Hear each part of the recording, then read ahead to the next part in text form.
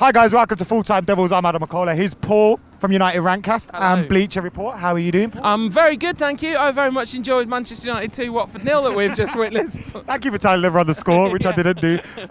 We're here outside Old Trafford. Look at it. It looks beautiful, don't it? Yeah, it does when you win as well. Yes. And the helps. football today in the first half, I thought some of it was beautiful. Yeah, no, I completely agree. I was sat in the scoreboard paddock and it was a pretty good seat to have for some of the interplay that we played around the edge of the box. And if Zlatan Ibrahimovic had been playing well today, I think we'd be talking about a much more comfortable He played win. today, did he?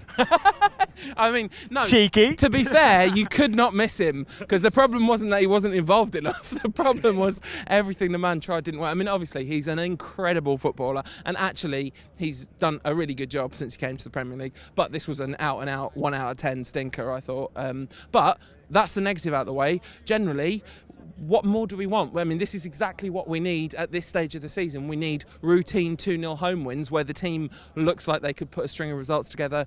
I think Eric Bailly was absolutely magnificent, like outstanding, maybe a contender for man of the match, I don't know. He's definitely a contender. Right, and Mkhitaryan was wonderful again. That move of that system, basically, this is how we should be setting The triple M. it's so nice.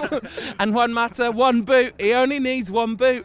He scored with one boot on. One boot on when he scored. It might have just been half on his other one. The goal shouldn't have counted, is what you're saying. Exactly. But he kind of like ran with his boot in his hand, going, hey! Imagine the ref was like, his boot wasn't on. He's got it disallowed.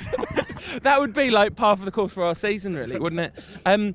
I particularly enjoyed the performance of one Anthony Martial, who is just a magnificent Do you think I was worried for no reason when he wasn't in a team? No, I was terrified. I think the kind of post-Wigan run of whoever it was and then Leicester, Hull and then Leicester, I think the fact that he wasn't involved in either of those games at all was a bit of a worry, and it's very heartening to see him start. Like when the team sheet came out, it's like, oh, here we go. And you can see why. This isn't like some sort of random affection for a footballer who you want to see. This is a player who looks like he could be a once-in-a-generation talent. And, you know, he was excellent today. Like in the first half, he occasionally struggled a bit, but none of that was to do with him. It was about the fact that there was no movement ahead of him whatsoever, because our boy Zlatan was having one of them games. And also Blint, who I thought really grew into the game. This is Blint's best performance for months and months and months,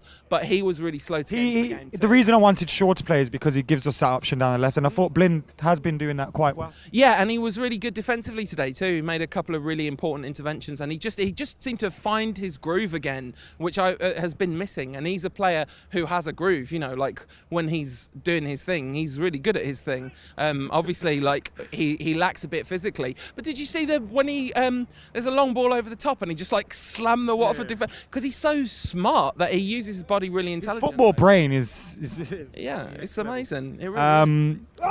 The performance of the midfield today without Carragher, what did you make? It seems like Pogba's been given some instructions, particularly when Carragher isn't in the team, to maybe keep it a little bit more simple, and particularly in his own half. He hasn't been playing around with it a bit much there. I don't know, he was doing some stuff. He was doing some Pogba things where he gets the ball in front of a player, takes it round the back of him to open up different passing channels. No, I mean, I thought our midfield was excellent. Amanda Herrera, like, I called him on Twitter as a joke, but I called him Mongolo Herrera because, like, but today it was Bryan Herrera. You know, he's like, he's putting in slide tackles, he's breaking up play, but also so useful on the ball. Like, he's not at the Brian Robson, for you people that didn't get the reference.